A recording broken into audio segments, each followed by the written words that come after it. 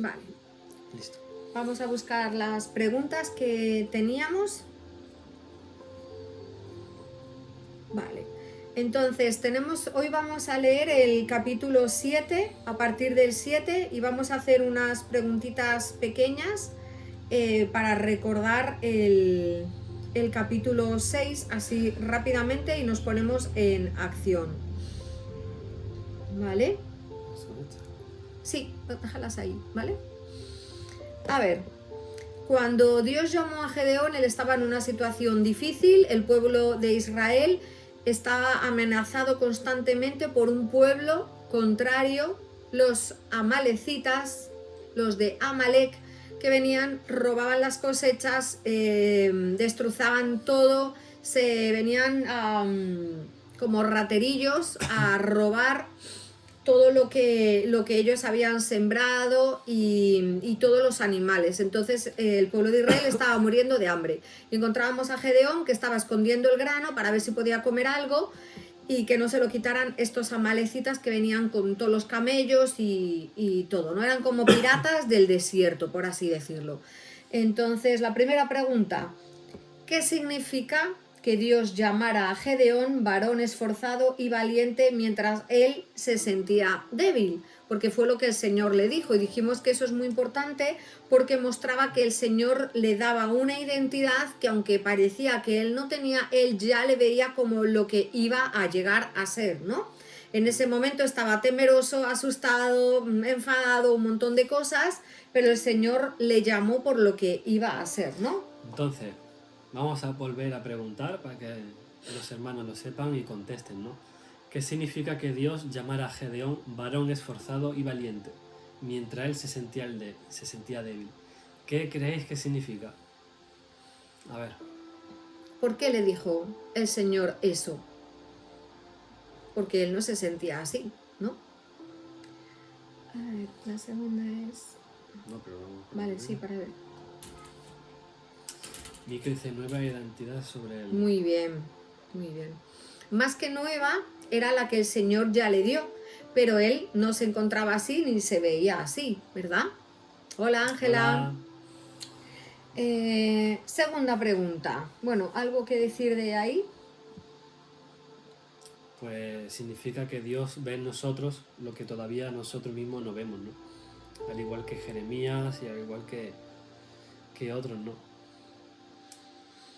¿Por qué Gedeón estaba escondido trillando el trigo? ¿Y qué nos puede decir esto acerca del miedo, acerca del temor? Bueno, pues hemos dicho que estaba escondido porque temía que los madianitas le robaran, ¿no? Exacto, por temor, ¿no? Y hablamos de que ese temor hace que nos limite, nos bloquee, no podamos hacer lo que queremos hacer, no podamos ser productivos. El temor también es falta de fe y ese temor no agrada al Señor, ¿verdad? Por eso cuando Dios te llama tienes que salir de ese escondite, ¿no? De esa prisión, de esa cueva en donde estás, ¿no? Y caminar en fe. Nos ha llamado el justo por la fe vivirá, ¿no? Amén. ¿Y qué nos enseña el hecho de que Gedeón pidió señales para creer? Porque el Señor le dijo, va a ser tú y vas a derrotar a los madianitas. Dice, pero yo, Señor, si soy el más pequeño, el clan más cutre, el más pequeño de mis hermanos, el que menos vale, ¿cómo me vas a elegir a mí, de verdad? Y él le dijo, sí, sí, yo voy a estar contigo y lo vas a hacer. Entonces, exacto, Mica, así es. El Señor le dijo, yo voy a estar contigo, pero él, como estaba un poco así dudoso, temeroso, pues le pidió una señal. Y entonces lo primero que fue a ofrecer un sacrificio, el Señor, ¡boom!, se lo llevó todo con el fuego y dijo, ¡ah! Este es Dios, dice, y ya comenzó a obedecer, ¿no?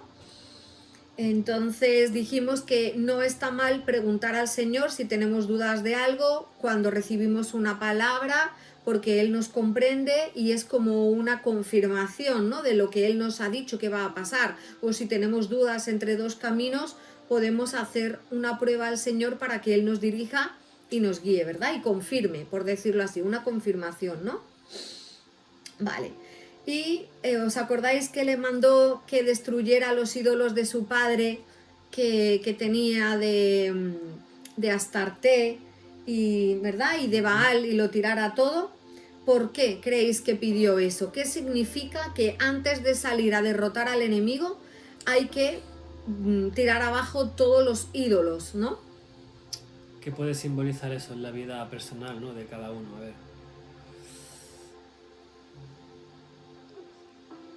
Amén, Alonso. Nos gozamos. ¿Qué puede significar eso?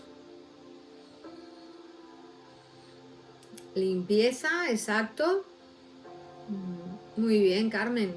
Primero tenemos que sacar todos nuestra demoniera, todo lo que proviene del enemigo, todos esos ídolos. También, Juana. No se puede conquistar lo externo, lo que está afuera, ¿no? Si primeramente no limpiamos nuestro interior, lo de adentro, nuestra casa, ¿no? Exacto. Por eso primero destruir los ídolos. Exacto.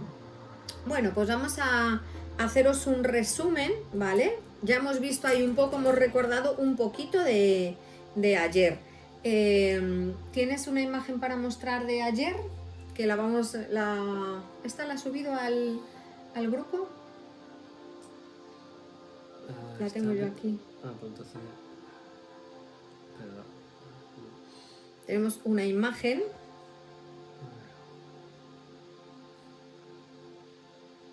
Ahí, venga. A ver, es que como era de noche... O apago la luz. Lo mismo, si apago la luz, lo mismo. Ahí se ve. Gíralo. Tiene que ser...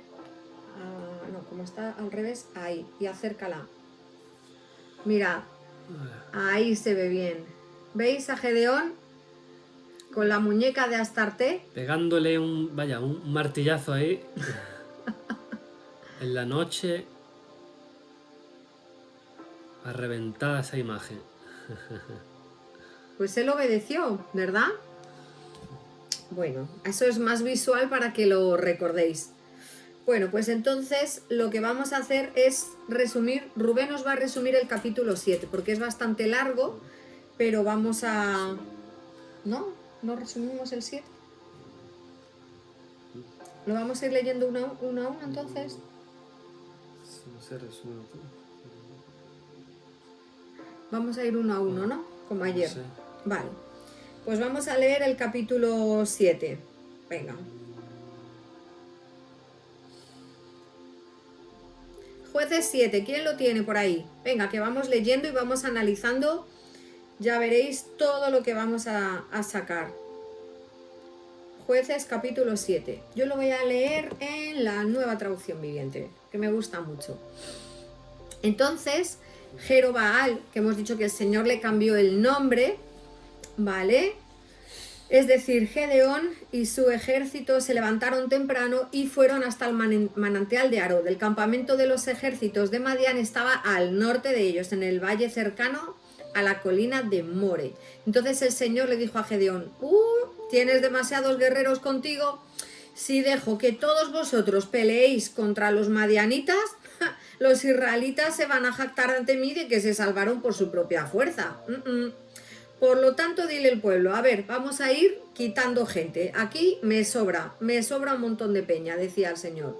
A todo aquel que le falte valentía o que tenga miedo, a su casa, que abandone este monte y se vaya a su casa.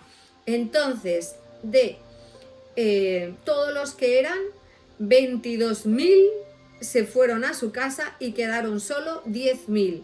Porque eran 32, así que 22.000 dijeron: uy, pies para qué os quiero, me ha venido estupendamente, ¿verdad? Todos los que tenían miedo o temor a pelear se fueron. ¿Esto qué nos dice? En cuanto al temor, ¿qué podemos ver? Yo creo que al Señor... no le gusta la cobardía, no le gusta la gente que tenga miedo, no le gusta la gente cobarde, ¿no? Hombre, para la batalla, ¿no? Pero al fin y al cabo iban a pelear, ¿no? Entonces no estaban calificados para eso. Vale. Seguimos, pero el Señor le dijo a Gedeón, todavía son demasiados, hazlos descender al manantial, y yo los pondré a prueba para determinar quién irá contigo y quién no.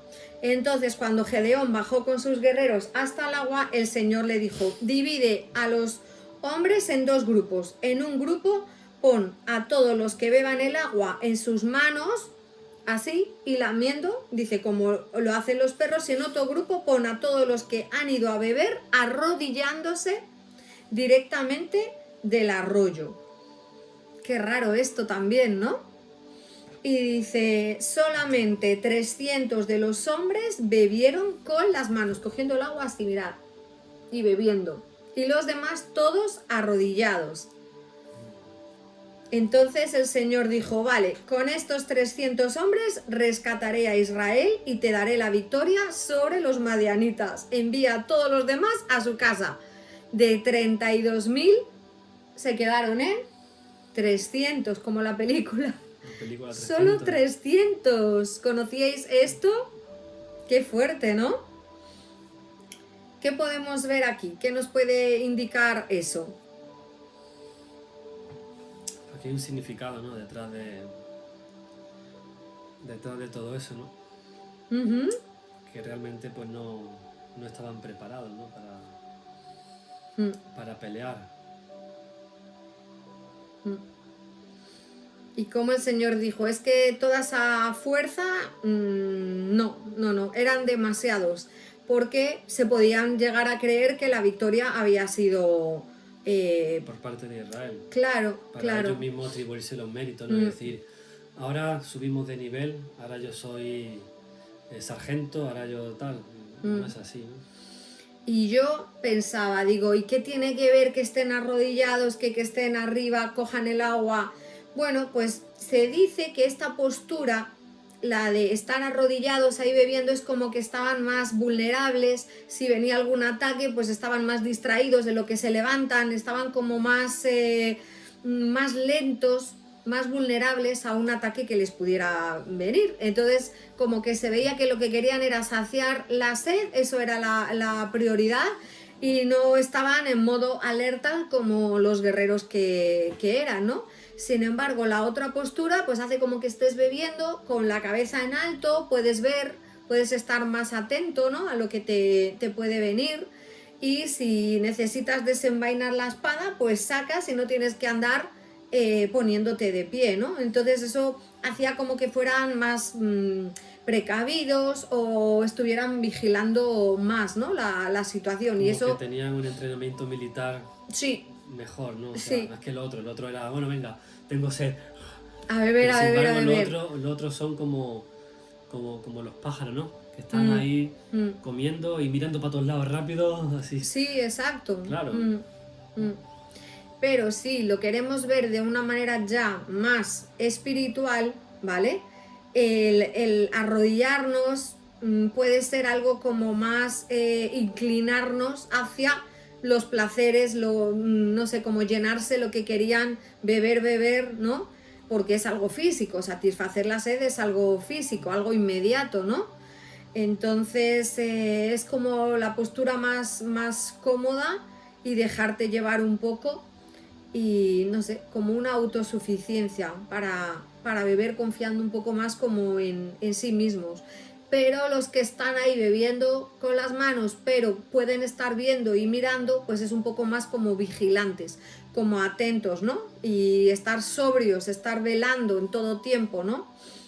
Porque hay una batalla espiritual, entonces estaban pendientes de qué podía pasar, ¿no? Y también, pues bueno, esa provisión de Dios que les llega desde la mano, ¿no? Algo así. Y bueno, eso fue el Señor el que lo dijo, fue su gracia el que dijo tú sí y tú no. Hola, Gavini. ¿Y qué más podemos decir? De 32.000 se quedaron en nada, o sea, realmente son pocos, ¿no? Los que estaban preparados para la batalla, al fin y al cabo, que no tuvieron ni que al fin y al cabo peleaban. Pero en realidad Dios necesita un número concreto para ganar, vamos a ver que la historia de hoy no necesita un número concreto, o sea, fue quitando de 32.000, ni siquiera en 1.000, o sea, 300, era algo como sarcástico, como gracioso, ¿no? Entonces lo que Dios necesita más que un número era la actitud correcta, la disponibilidad, ¿no? Eso es interesante. Y que también para batallar tenemos que estar constantemente viendo, vigilando, atentos, ¿no? No bajando la guardia ni para beber agua, ¿no? Y también Dios ve quiénes son los que se preparan como guerreros, los que tienen esa fe, ese coraje, y los que están para satisfacer sus deseos y preocuparse de esa preparación y de esa guerra espiritual, ¿no?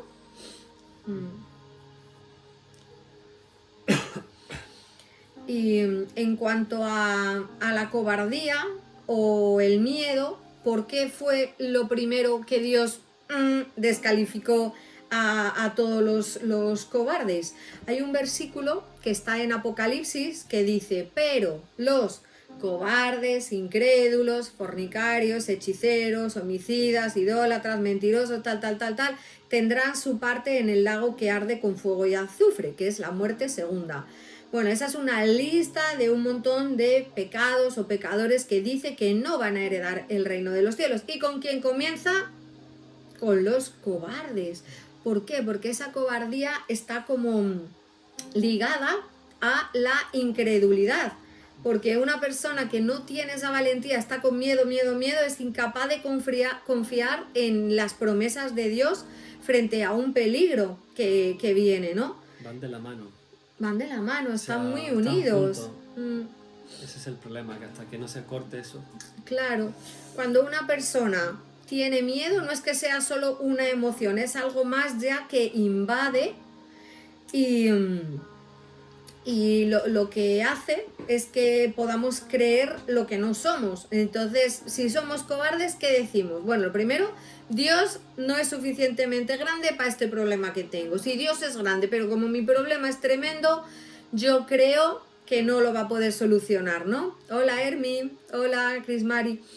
Entonces, otra cosa que podemos decir cuando tenemos miedo o hay temor o cobardía, que viene a ser más o menos lo mismo, es: en esta batalla el Señor no me ayuda, yo estoy solo en la vida y solo me lo tengo que solucionar, ¿no? O peor, estoy solo pero mi enemigo es más poderoso que Dios.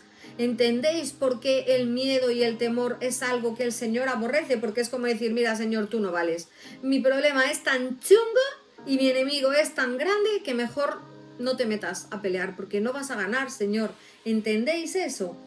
Ese espíritu de cobardía pues no proviene de Dios. Hay un versículo en 2 de Timoteo 1:7 que dice: porque no nos ha dado Dios un espíritu de...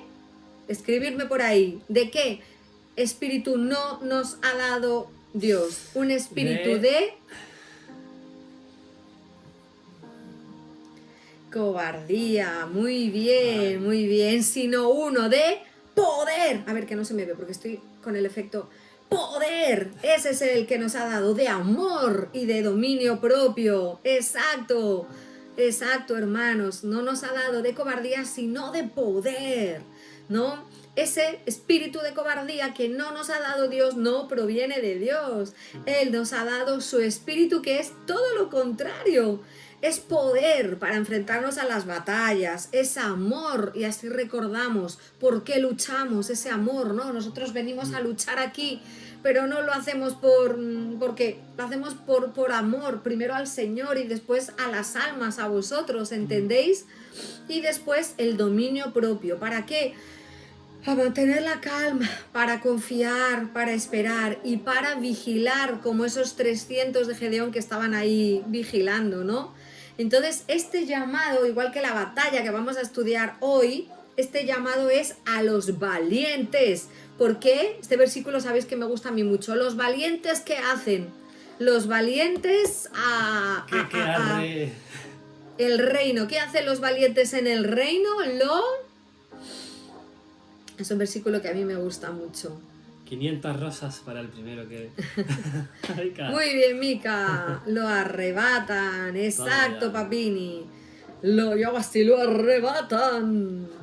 Hay un cantante aquí en España que me gusta a mí mucho que se llama El Arrebato y es más majo, es un ser de luz. Entonces a mí, yo cuando le conocí, yo digo, arrebato, el arrebato. Es verdad. Bueno, pues Dios, como hemos visto con Gedeón, no busca personas perfectas, sino busca personas valientes. A ver, Gedeón tuvo miedo, lo hemos visto, tuvo dudas también, ¿verdad? Lo hemos visto ayer, pero lo bueno es que obedeció. A pesar de ese temor y de esa duda de Señor, perdóname, te he puesto una prueba, pero mira, te voy a poner otra, y mira, te voy a poner otra. Y el Señor, ¿qué dijo? Pues le concedió eso y no se enfadó, ¿no? La valentía no es la ausencia de miedo, es avanzar obedientemente a pesar de que podemos tener un poco de miedo, ¿no? Confiando en que Dios va adelante. O sea, el miedo puede estar, sí, el miedo puede estar, pero aún así confiamos en el Señor y le decimos, llévate ese temor y vamos a seguir avanzando, ¿no? Dice, desde los días de Juan el Bautista hasta ahora, el reino de los cielos sufre. ¿Qué sufre el reino de los cielos desde los días de Juan el Bautista? El reino de los cielos es todo tranquilidad y flores. Vaya, Armica está. Oh, Armica, te quieres llevar hoy todos los premios, ¿eh? Todo. Muy bien, Bri, sufre violencia, exacto, Katy. Y los valientes lo arrebatan, porque hay guerra, hay pelea, es todo la luz, las tinieblas, los ángeles, los espíritus, el poder de Dios, el poder del enemigo, pero sabemos quién gana, ¿verdad? Lo sabemos.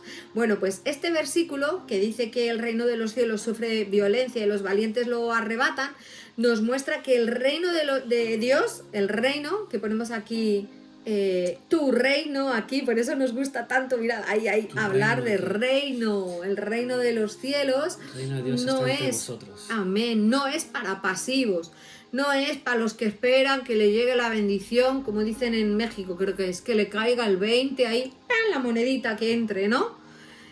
No. Si a los que quieren que todo se solucione, las bendiciones sin esfuerzo, los problemas solucionados así, como digo yo, con la varita mágica que dice, ay, óreme, plin, plin, problema solucionado, gracias, ¿no? Introducir la monedita y ya, todo solucionado. Es que el reino de los cielos no es así, no es así.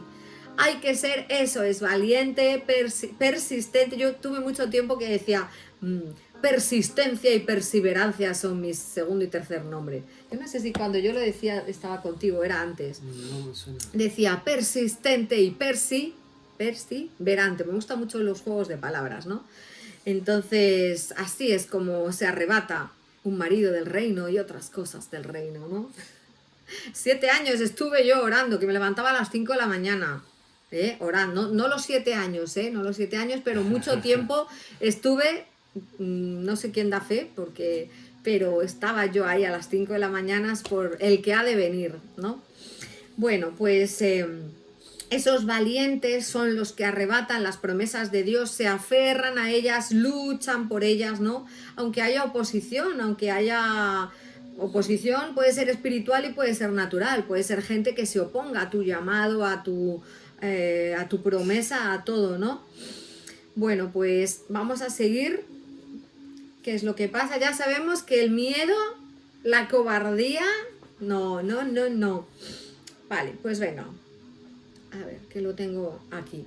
Entonces, solo 300 de los hombres bebieron de las manos y entonces dijo, con esos 300 hombres rescataré a Israel y le daré la victoria sobre los madianitas. Ala, todos los demás para su casa, ¿no? Así que Gedeón recogió las provisiones y los cuernos de carnero de los otros guerreros y mandó cada uno a su casa, pero se quedó con esos 300. Entonces el campamento madianita estaba en el valle, directamente abajo donde se encontraba Gedeón. Entonces esa noche el Señor le dijo a Gedeón, levántate, desciende al campamento madianita porque te he dado la victoria sobre ellos.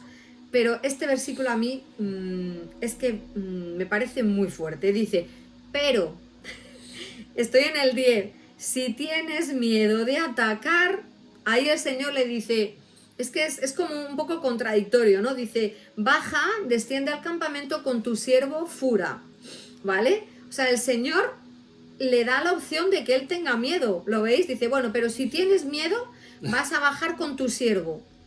Pero no estamos diciendo que se han ido los que tenían miedo. Bueno, pues a Gedeón sí que le permitía tener miedo. Y le dijo, vale, vamos a hacerlo así. Puede que tengas miedo, pero baja, no bajes solo, baja con tu siervo, ¿no? Cualquier cosa, ¿eh? A ver, la verdad que no. Hombre. La verdad que no. Entonces, dice, tú escucha lo que dicen los madianitas.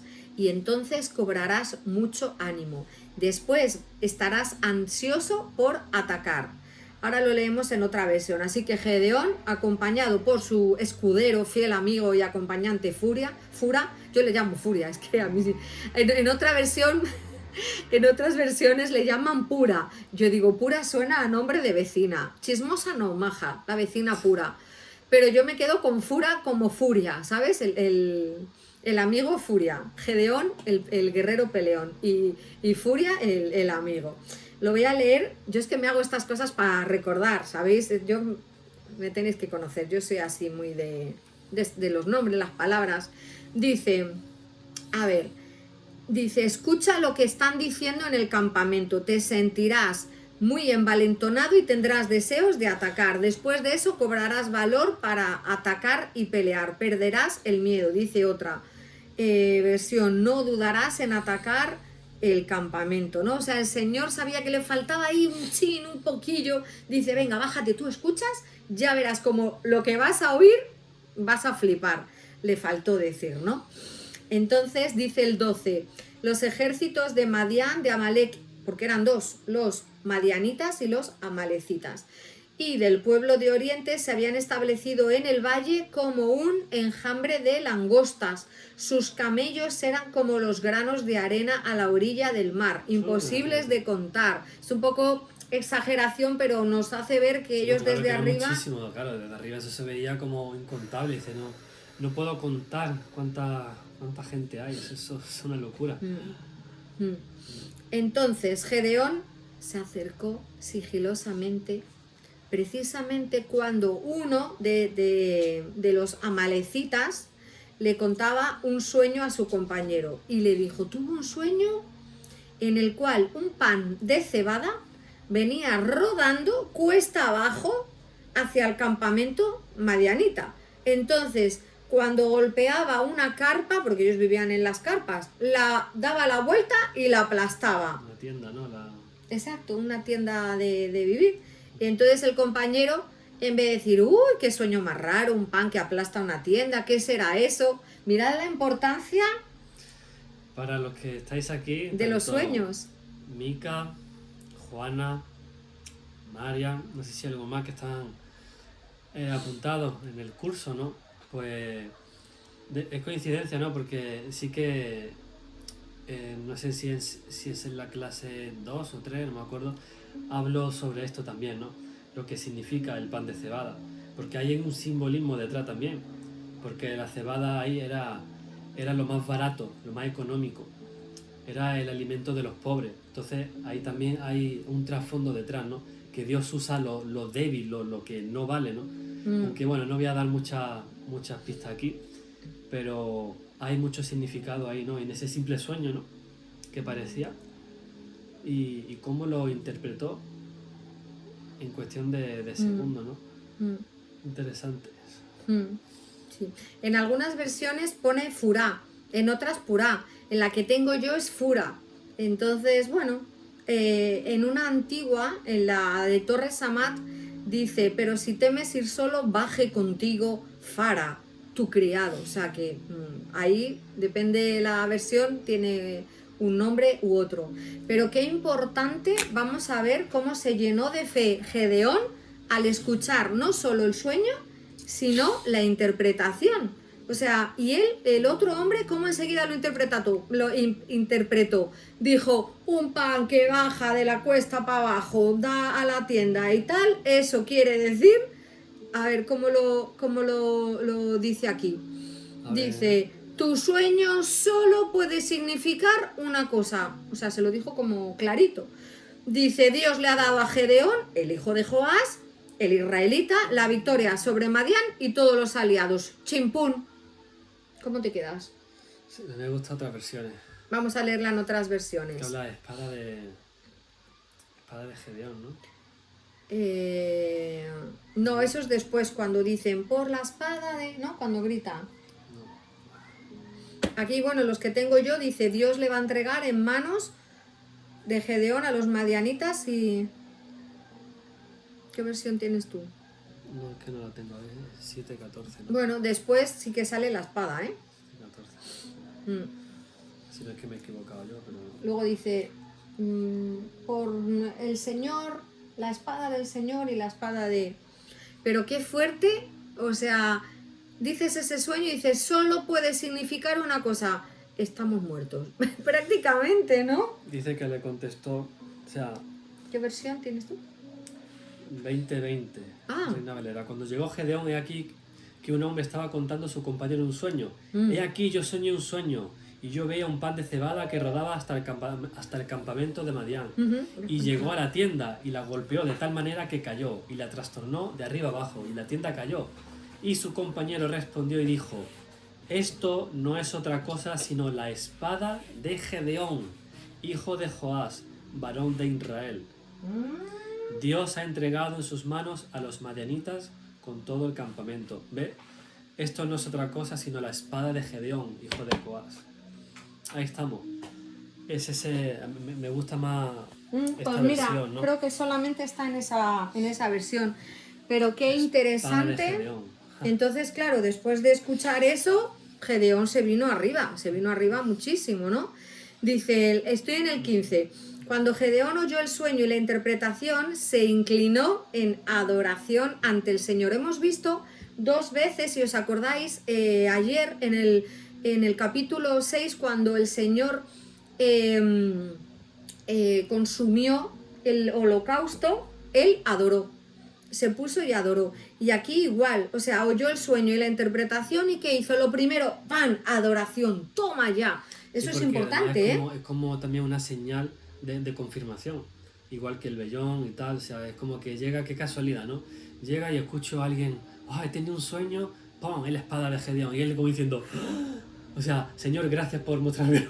Qué fuerte, o sea, es claro. así, o sea, y el Señor ya se lo había dicho, vas, ¿no? a escuchar que lo que vas a oír vas a flipar, y justo vas a querer bajar y cargártelos a todos, es que lo dijo en un versículo antes, entonces, ¿no? eso ya te da mucha más confianza, te da mucha más Claro que sí. paz, ¿no?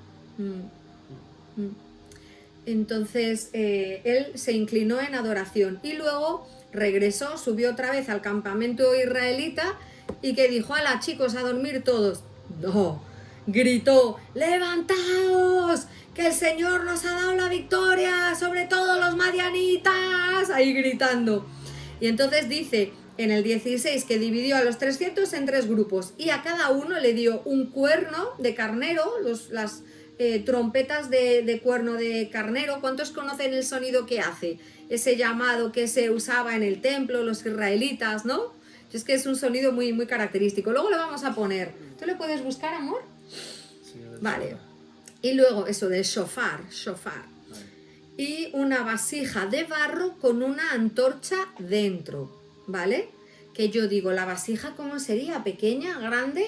Porque la antorcha, si la coges, se quemaría, se apagaría porque no hay aire. No sé, a mí eso me ha quedado un poco así, ¿no? Entonces tenían... A ver, eso, ahí el sonido.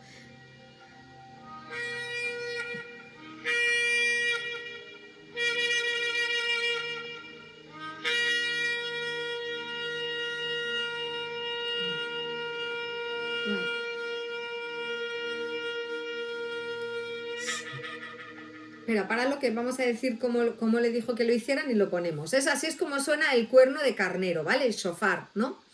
Entonces llevaban el cuerno, cada uno, la vasija de barro, ¿vale? Como una especie de cántaro pequeñito y una antorcha dentro. Y dice, a ver, todos, fijaos en mí, vais a ir haciendo todo lo que yo haga, copiadme, todos copiadme. Cuando yo llegue al límite del campamento, haced todo lo que hago yo. Entonces, Dice, en cuanto yo y los que estén conmigo toquemos los cuernos de carnero, vosotros os ponéis también a tocar los cuernos del carnero. Y cuando ustedes toquen también los cuernos alrededor de todo el campamento y griten, por el Señor y por Gedeón. Ahí otros dicen, por la espada del Señor o de Yahvé y por la espada de Gedeón, ¿no? Entonces, fue apenas pasada la medianoche, hacen el cambio de guardia y Gedeón y los 100 hombres que iban primero llegaron al límite. Entonces, de un momento al otro empezaron a tocar los cuernos de carnero y rompieron las vasijas que tenían de barro. Entonces, los 3 grupos tocaron juntos esos cuernos y rompieron las vasijas. Con la mano izquierda sostenían esa antorcha que había dentro, claro, ahí iba oculta, no se veía la luz, no se veía nada a la medianoche, ¿no? Pero cuando la rompieron, en la mano derecha llevaban el cuerno, ya la antorcha se comienza a ver y después de tocar el shofar, que ahora vamos a poner otra vez, decían una espada por el Señor y otra por Gedeón, ¿no? Entonces cada hombre permaneció en su puesto rodeando todo el campamento y observaron ¿qué pasó? Vamos a poner ahí el sonido. ¿Os imagináis esta escena? Ahí bajando sigilosos en la oscuridad.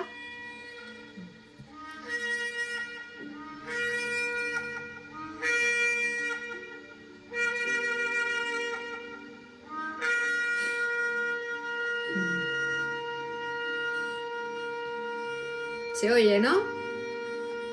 Bueno, pues rompieron los cántaros, que eso también haría ruido, sacaron las antorchas y gritaron todos ahí, por el Señor y por Gedeón, ¿no? ¿Y qué pasó? Porque claro, eran muchísimos los madianitas, ¿no?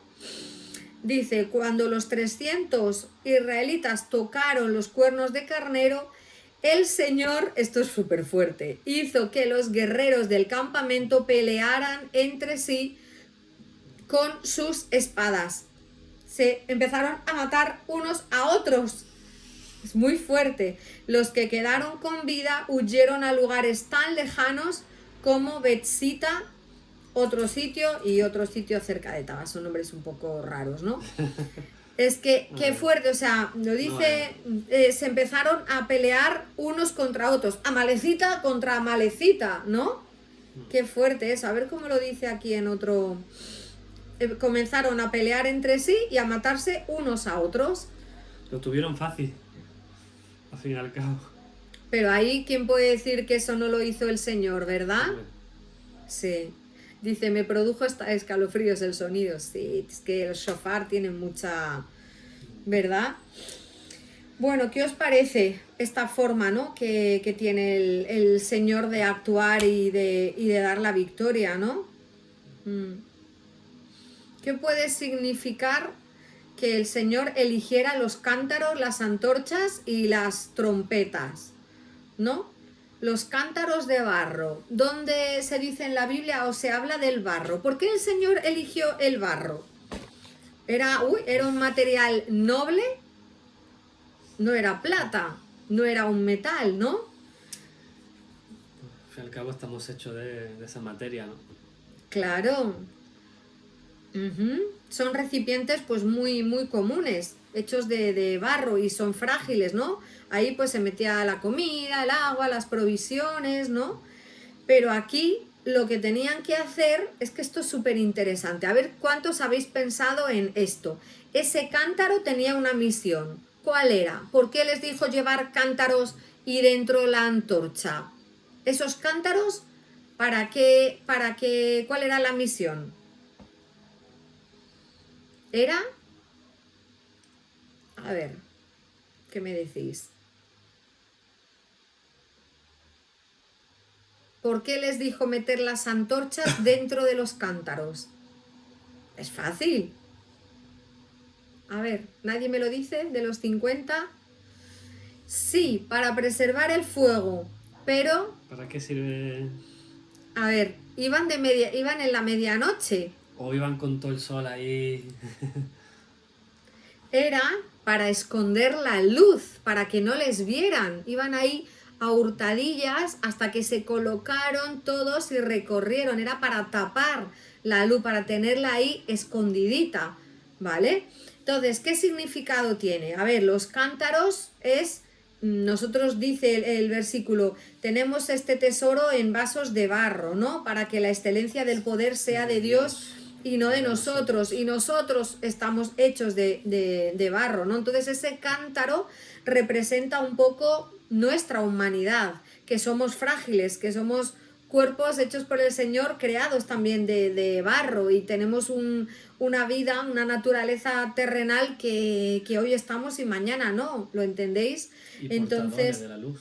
Y, amén. Portadores del fuego. Amén. Porque estaba escondido, ¿no? Esa luz, esa llama. Exacto. En el barro. Exacto.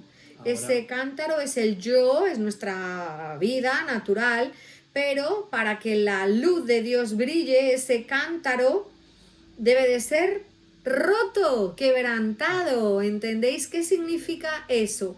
Que nuestro ego, nuestro yo, los super guays que somos nosotros, el Señor lo tiene que romper. Por eso dice que tenemos ese tesoro en vasos de barro, para que la excelencia del poder sea de Dios, no nuestro. Por eso decía, sois muchísimos, para que no os vengáis arriba y digáis, es que hemos sido nosotros los israelitas que somos super guays. Voy a hacerlo de tal manera que se vea que ha sido Dios, ¿entendéis? Y una vez que se rompe, es cuando se ve la luz. ¿Entendéis? Qué bonito la simbología que había en esto, ¿no? Entonces esa fuerza, esa victoria viene cuando permitimos que nuestro ego, nuestro vaso de barro, nuestro yo super guay sea roto por el Señor, sea quebrantado, nos humillemos, nos vayamos, ¿no? Abajo, para que esa gloria de Dios sea la que se manifieste, no nosotros, ¿no? Entonces esa antorcha, ¿qué significa también? Pues ¿qué es la antorcha? Es una fuente de luz, ¿no? O luz, fuego en la oscuridad.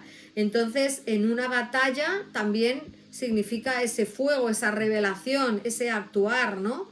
Entonces, la antorcha ahí significa el Espíritu Santo de Dios, la presencia, el poder y el juicio que vino. O sea, habían estado 7 años sometidos por los amalecitas, pero ahora ya llegaba el fuego de Dios, la presencia de Dios, y traía el juicio, la justicia, ¿no? Dice en Jueces 6:34, el Espíritu del Señor vino sobre Gedeón, lo vimos, ¿no? El otro día. Eso es lo que encendió esa antorcha en él, ¿no? Muchas veces el fuego también significa purificación, ¿no? Esa presencia de Dios.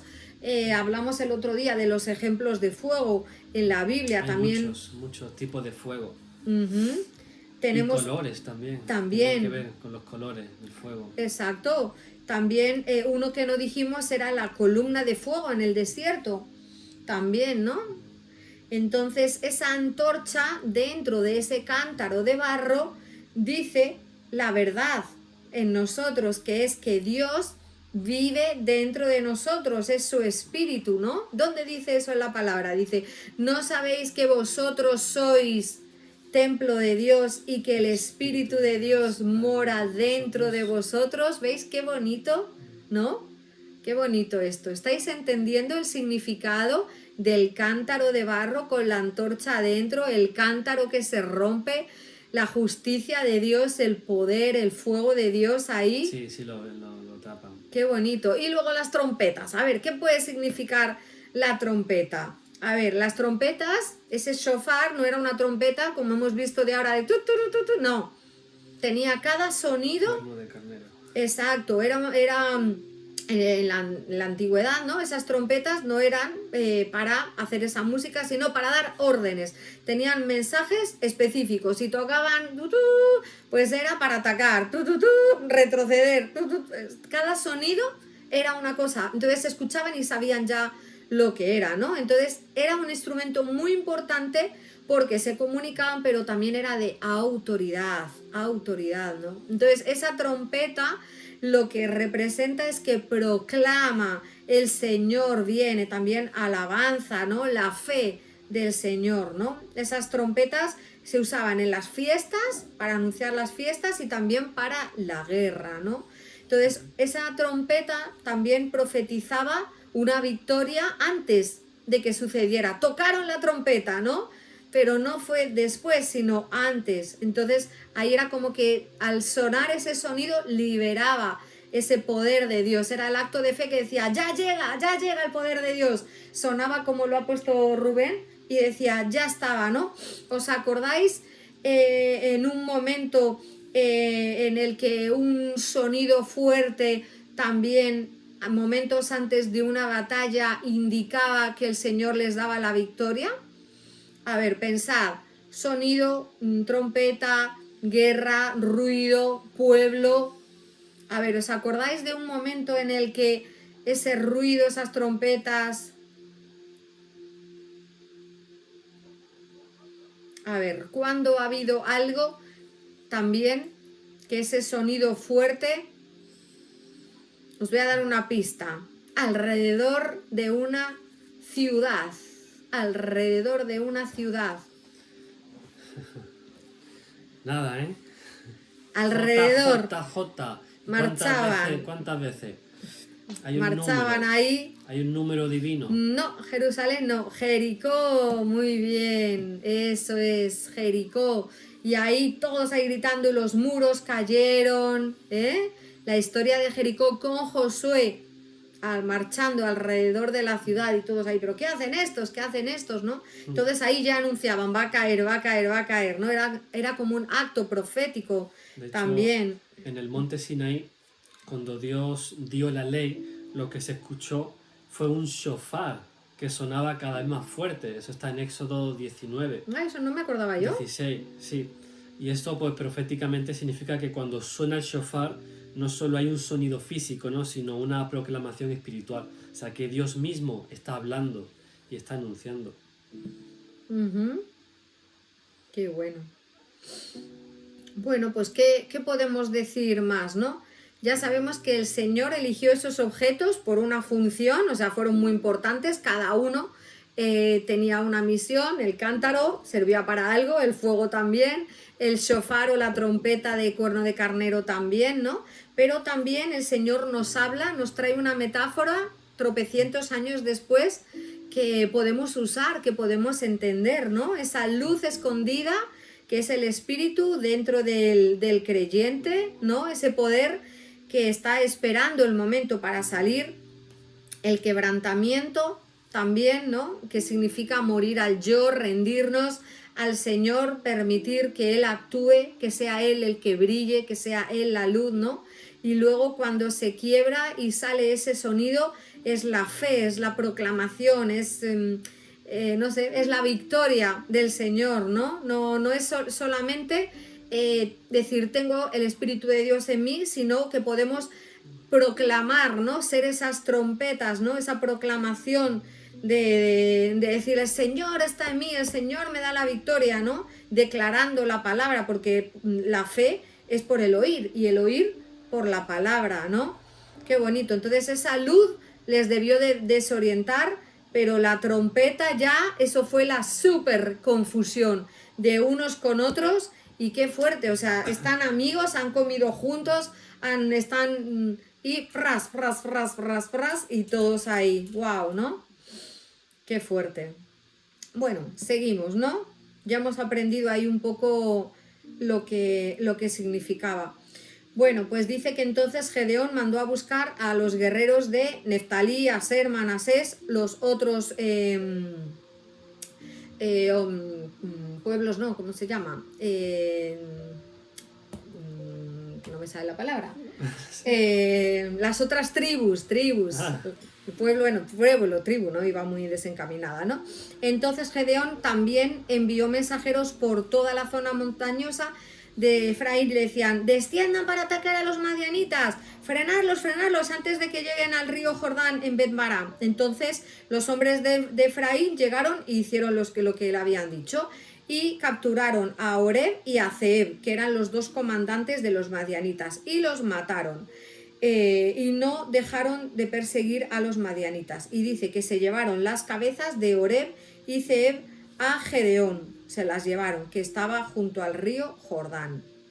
Vamos en el capítulo 8. Entonces, ya veréis ahora. La gente de Efraín le pregunta, a Gedeón, ay, ¿por qué nos has tratado así? ¿Por qué no nos llamaste para pelear antes? Desde el principio, cuando saliste a pelear con los madianitas, ya vinieron, los toca narices. Ay, pues me parece muy mal. O sea, ¿que has estado peleando y no nos has llamado? No, no, no, no, no. ¿Os creéis? O sea, 7 años ahí y no han hecho nada. Y ahora que viene Gedeón mandado por el Señor, ya viene gente a tocar las narices y a decir, pues me parece muy mal, ¿no? Qué fuerte. ¿Por qué no nos habéis llamado antes? Pero es que habían peleado después, pero encima se quejaron de que no les habían hecho pelear durante el principio, ¿no? Pero Gedeón ahí, muy con palabra ahí de bondad, aplacando la ira, ¿no? Siendo muy... Dice, a ver, ¿qué he logrado yo comparado con lo que habéis hecho vosotros?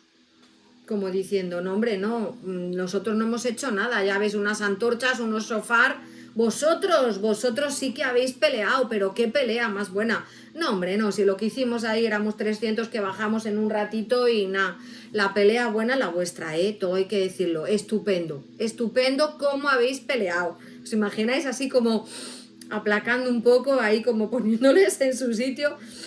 Y dice, ¿acaso los racimos de la cosecha de Efraín no son mucho, los racimos olvidados no son muchos mejores que todos los cultivos de mi pequeño clan de Abiezer, yo que no soy nada? Y entonces dice, Dios les dio a ustedes la victoria sobre Oreb y Zeeb, los comandantes. ¿Qué he logrado yo en comparación con eso? Nada, ¿no? Entonces, cuando los hombres de Efraín oyeron esa respuesta de Gedeón, se calmó su enojo. ¿Qué aprendemos de ahí? Que hay gente que no se conforma con nada. O sea, no estaban haciendo nada, cuando se les da algo que hacer, encima se quejan de por qué no me has avisado antes. Pero, ¿cómo se llama? Hay una palabra, el ser diplomático. Yo es que a veces las palabras tengo que agarrarlas y las bajo, ¿vale? Esa diplomacia de Gedeón diciendo, no hombre, no, si es que lo que hicimos nosotros no fue nada. Para pelea bonita la vuestra. Tenéis los comandantes, os han entregado, no hombre, no. Y hay, ¿cómo es este versículo que dice la respuesta? Sabia aplaca la ira, ¿no? Entonces, con toda su buen hacer, con toda su diplomacia, les llevó por aquí, por allá, y dijeron, bueno, vale, pues sí, tiene razón Gedeón, lo hemos hecho mucho mejor nosotros, ¿no? Qué fuerte también ahí. Dice, luego Gedeón cruzó el río Jordán con los 300 y, aunque estaban agotados, continuaron persiguiendo al enemigo. Pero mirad ahora lo que dice, llegaron a Sucot y Gedeón les dice a los líderes de la ciudad, por favor, que vengo con 300 guerreros, no son miles, somos poquitos, unos 300, pero es que venimos muy cansados de tanto pelear. ¿Le podéis dar algo de comer a mis guerreros? Dice, es que venimos a perseguir a Zeba y a Zalmuna, que son los reyes, los comandantes ya han caído, ¿vale?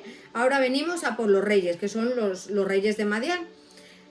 Y los líderes le dijeron, no, tú primero te traes a Zeba y a Zalmuna, me traes a los reyes y luego ya si vemos que les habéis traído os damos algo de comer. Entonces Gedeón flipó y le dijo, ¿sí? ¿No queréis que descansen ni alimentar a nosotros que somos solo 300? Dice, pues ¿sabes lo que va a pasar? Cuando el Señor me dé la victoria sobre estos dos reyes, sobre Zeba y Zalmuna, voy a volver yo. ¿Y sabéis lo que voy a hacer? Ahí muy fino estuvo, de diplomático a asesino. Dice, les desgarraré la carne con espinos y zarzas del desierto. ¿Cómo te quedas? Qué fuerte, o sea, o era súper amoroso diplomático o se cabrea, ¿no? Sí. Y dice que no sois capaces de dar de cenar a mis 300 muchachos. Pues ya veréis cuando vuelva yo. Es que es muy fuerte, ¿no? Entonces, desde allí se sube a Peniel. Dice, vamos a ver si en Peniel tenemos mejor suerte. A ver si hay algún Burger King abierto o algo, no sé, por ahí por Peniel. Y una vez más va y pide alimentos. ¿Y qué pasó? La misma respuesta. Entonces dijo a lo mismo, sí, ¿no queréis darnos de comer? Muy bien, pues cuando volvamos con la victoria, esta torre que veis aquí, muy bonita, ¿no? Ya la voy a tirar yo. ¿La veis ahora, no? Ahora sí, pues luego ya no la vais a ver, ¿no? Entonces, estos dos reyes que perseguían, Zeba y Zalmuna, se encontraban en un sitio que se llamaba Karkor y tenían 15.000 guerreros, era lo que quedaba de todos los que había. Ya habían matado a 120.000. Entonces Gedeón rodeó por la ruta de las caravanas y tomó al ejército madianita por sorpresa. ¿Y qué pasó? Que estos dos reyes, Zeba y Zalmuna, huyeron, pero Gedeón los persiguió y los capturó, ¿no? Dice, estoy en el 13. Después regresa a la batalla por el paso de Eres. Allí capturó a un joven de Sucot y le dijo que pusiera por escrito los nombres de todos los líderes y todos los ancianos de la ciudad. Eran 77. Y regresa y les dice, líderes, mirad, te los presento, Zeba y Zalmuna. Aquí les tenéis, ¿no? Antes cuando pasamos os burlasteis, ¿no? Y dijisteis traerles y luego ya os damos alimento para el ejército agotado. ¿Qué pasó? Pues lo que dijo Gedeón cumplió. Tomó a esos ancianos de la ciudad y los castigó con espinas y zarzas del desierto para darles una lección. Y se fue al otro, a Peniel, derribó la torre y mató a todos los hombres de la ciudad. Esto es un poco fuerte, ¿no? Un poco fuerte. ¿Cómo os quedáis con esto, no? Y luego le dice a los dos reyes, a Zeba y a Zalmuna, los hombres que ustedes mataron, esos de antes, ¿cómo eran? Y dice, uy, pues igualitos a ti, se te parecían mucho, eran como, no sé, hijos del rey, así como tú, pues similar. Entonces Gedeón dijo, vale, entonces habéis matado a mis hermanos, a los hijos de mi propia madre. Dice, vive el Señor, o aquí dice, tan cierto como que el Señor vive, que si no hubierais matado a mi familia, yo no os iba a matar. Pero como les habéis matado, vais a morir. Entonces a su hijo, que se llamaba Jeter, le dijo, mátalos tú, Jeter, mátalos. Pero Jeter, ¿qué pasó? No les mató, porque era un muchachito y tenía mucho miedo. Dice, ay papá, no, hazlo tú, papá, hazlo tú. Y entonces Zeba y Zalmuna dice, deja al chiquillo, sé hombre, mátanos tú mismo. Entonces Gedeón dijo, no te preocupes, pim, pam, y los mató a los dos. Y tomó un montón de adornos reales de oro que los camellos llevaban todos por aquí, por el cuello y por ahí, ¿no? ¿Quieres seguir tú leyendo la última parte? Qué interesante esto, ¿no? Por no dar alimento al pueblo del Señor, mira lo que te viene. ¿Qué puedes decir tú de esto? ¿Qué os está pareciendo esta historia?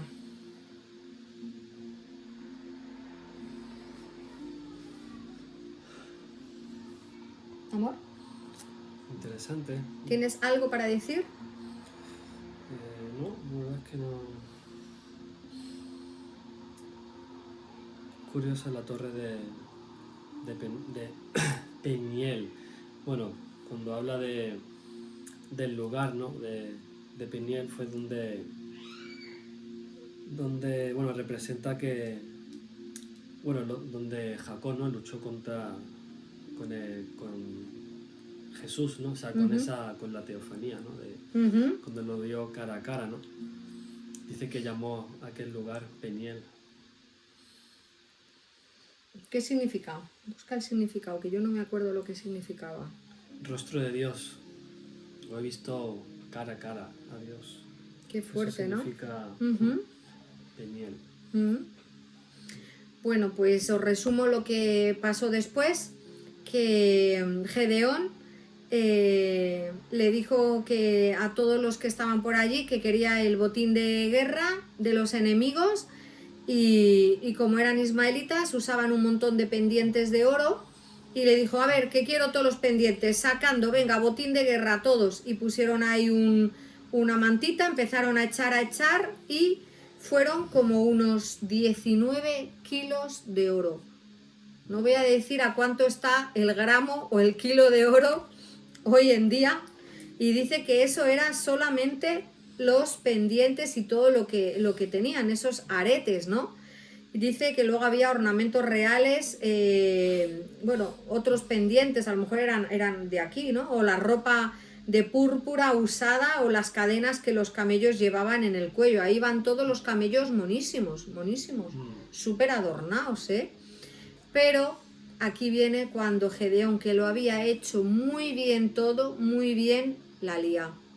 La lió muy fuerte. ¿Por qué? Porque hizo un efod sagrado con el oro. ¿Cuántos saben lo que es un efod? ¿Puedes buscar foto para enseñarles lo que es un efod y explicárselo? Por aquí. A ver, ¿cuántos han oído antes la palabra efod, acabado en D? ¿Vale? Pues dice que no se le ocurrió otra cosa a Gedeón con todo ese oro que crear un efod sagrado. Lo puso en el pueblo de su papá, en Ofra. ¿Y qué pasó? Pues que todos los israelitas fueron a rendirle culto al efod y hubo una prostitución espiritual. Entonces fue una trampa para Gedeón y para toda su familia. Entonces la lió mucho. Exacto. A ver. Significa vestidura o delantal, ¿no? Pero aquí, o sea, bíblicamente el efod va mucho más allá, ¿no? de un simple atuendo. O sea, realmente era una prenda sacerdotal con la que se ministraba delante de Dios, ¿no? Y estaba pues relacionado con la adoración, la intercesión y la revelación profética, ¿no? O sea, era una de las partes de la vestidura sagrada de Aarón, ¿no? Eso está en Éxodo 28. Ahí lo explica, ¿no? Y tenía 2 piedras de ónice con los nombres de las 12 tribus de Israel en sus hombros. Y el que lo usaba era el sumo sacerdote, ¿no? El súper sacerdote, ¿no? Y sobre el efod se ponía el pectoral de juicio, donde está el Urim y el Turim, que ayer lo mencionamos así por encima, ¿no? O sea, que son instrumentos para recibir la dirección de Dios. O sea, el efod representa, en ese tiempo, ¿no? O sea, representaba llevar la carga del pueblo sobre los hombros y el corazón delante de Dios, ¿no?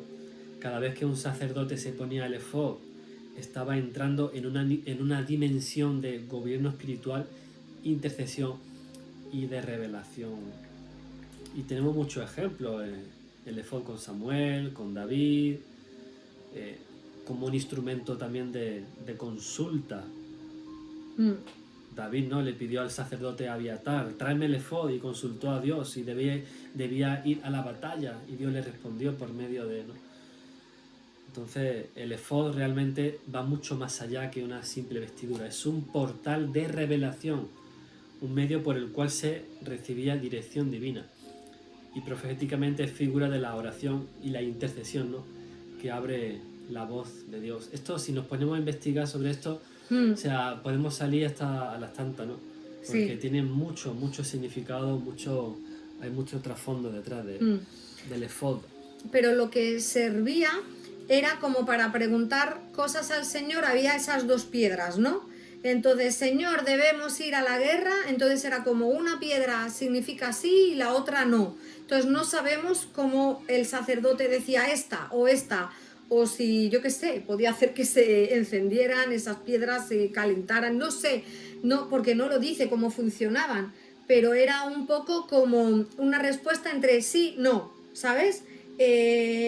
¿Por dónde tenemos que ir? ¿Por aquí o por allí? ¿Esta persona va a ser culpable o inocente? Entonces, que el Señor hable, y utilizaba esa, no sabemos cómo lo utilizaba, pero era como para decir sí o no, ¿no? A ver, que lo va a enseñar. No sé si se llega a ver. No se ve bien.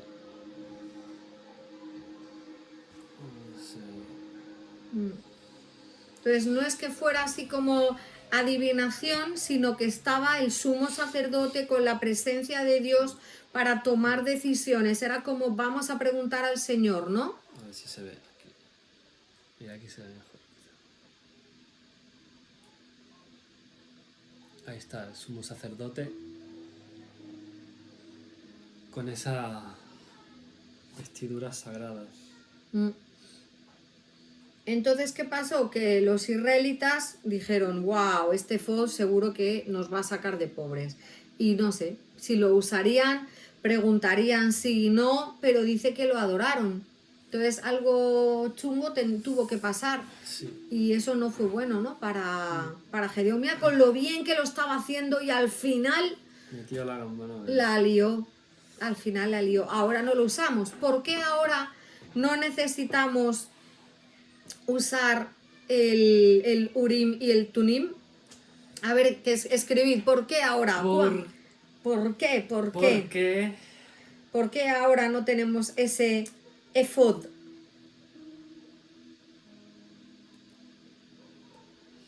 A ver. ¿Por qué no usamos el Urim y el Tumim?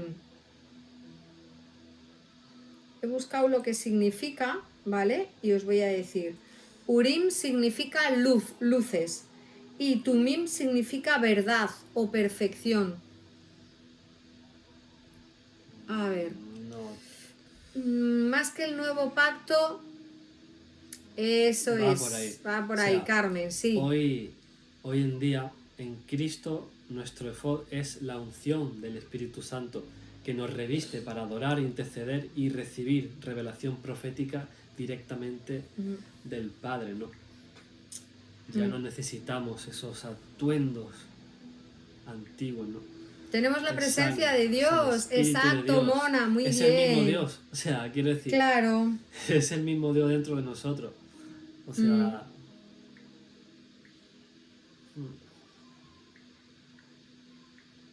Bueno, ¿qué os ha parecido?